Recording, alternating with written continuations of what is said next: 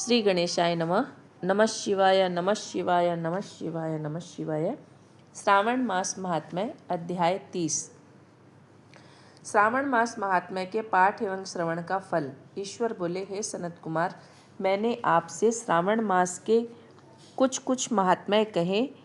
इसके संपूर्ण महात्म्य का वर्णन सैकड़ों वर्षों में भी नहीं किया जा सकता है। मेरी इस कल्याणी प्रिया सती ने दक्ष के यज्ञ में अपना शरीर दग्ध करके पुनः हिमालय की पुत्री के रूप में जन्म लिया। श्रावण मास में व्रत करने के कारण यह मुझे पुनः प्राप्त हुई, इसलिए श्रावण मुझे प्रियकर है। यह मास न अधिक शीतल होता है न अधिक उष्ण होता है। राजा को चाहिए कि श्रावण मास में स्रोताग्नि से निर्मित श्वेत भस्म से अपने संपूर्ण शरीर को उद्दूलित करके जल से आर्द्र भस्म के द्वारा मस्तक, वक्षस्थल, नाभि, दोनों बाहु, दोनों कोहनी, दोनों कलाई, कंठ, सर और पीठ, इन 12 स्थानों में त्रिपुंड धारण करे। मानस्तोके मंत्र से अथवा सद्योजात आदि मंत्र से अथवा षडाक्षर मंत्र ओम नमः शिवाय से भस्म के द्वारा शरीर को सुशोभित करे और शरीर में 108 रुद्राक्ष धारण करे। कंठ में 32 रुद्राक्ष, सर पर 22, दोनों कानों में 12, दोनों हाथों में 24, दोनों भुजाओं में 8, ललाट पर 1 और शिखा के अग्र भाग में 1 रुद्राक्ष धारण करे। इस प्रकार से करके मेरा पूजन कर पंचाक्षर मंत्र का जप करे। हे विप्रेंद्र, श्रावण मास में जो ऐसा करता है वह मेरा ही स्वरूप है, इसमें संदेह नहीं है। इस मास को मेरा अत्यंत प्रिय जानकर केशव की तथा मेरी पूजा करनी चाहिए।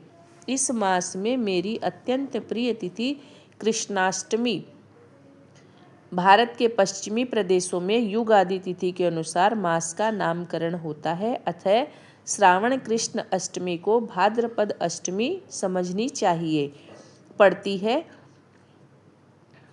उसी दिन भगवान श्री हरि देवकी के गर्भ से उत्पन्न हुए थे। हे सनत कुमार, यह मैंने आपको संक्षेप में बताया है। अब आप और क्या सुनना चाहते हैं? सनत कुमार बोले, हे पार्वती पते, आपने श्रावण मास का जो जो कृत्य कहा उन्हें सुनकर आनंद सागर में निमग्न रहने के कारण और उनका वर्णन विस्तृत होने के कारण व्यवस्थित रूप से स्मृति नहीं बन पाई।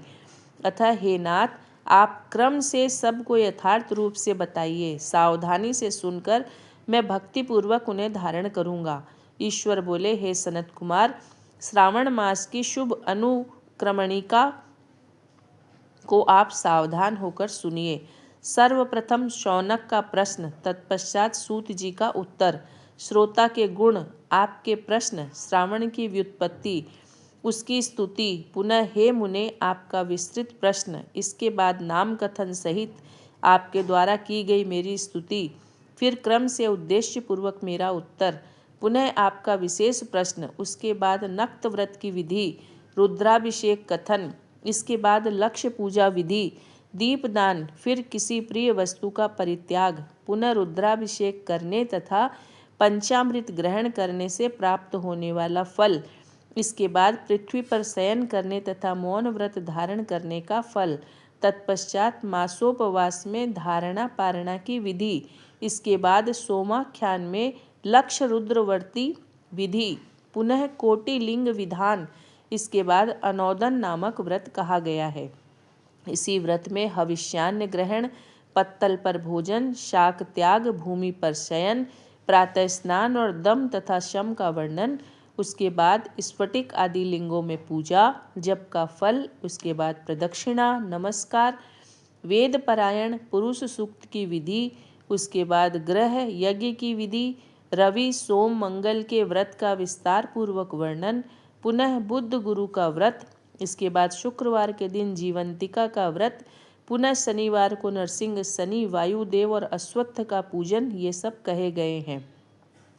उसके बाद रोटक व्रत का महात्म्य, औदुंबर व्रत, स्वर्ण गौरी व्रत, दुर्वा गणपति व्रत, पंचमी तिथि में नाग व्रत, षष्ठी तिथि में सुपोदन व्रत, इसके बाद शीतला सप्तमी नामक व्रत, देवी का पवित्रारोपण, इसके बाद दुर्गा कुमारी की पूजा, आशा व्रत, उसके बाद दोनों एकादशियों का व्रत, पुनः श्री हरि का पवित्रारोपण, पुनः त्रयोदशी तिथि को कामदेव की पूजा, उसके बाद शिव जी का पवित्रक धारण, पुनः उपाकर्म, उत्सर्जन और श्रवणाकर्म, इसका वर्णन किया गया है।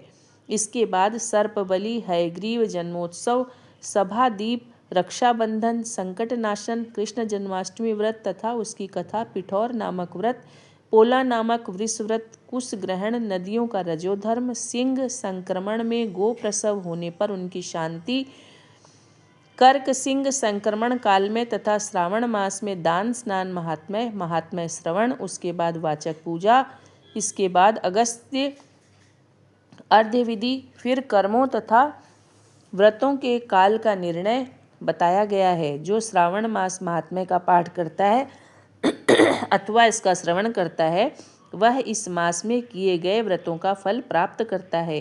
हे सनत कुमार, आप इस शुभ अनुक्रम को अपने हृदय में धारण कीजिए।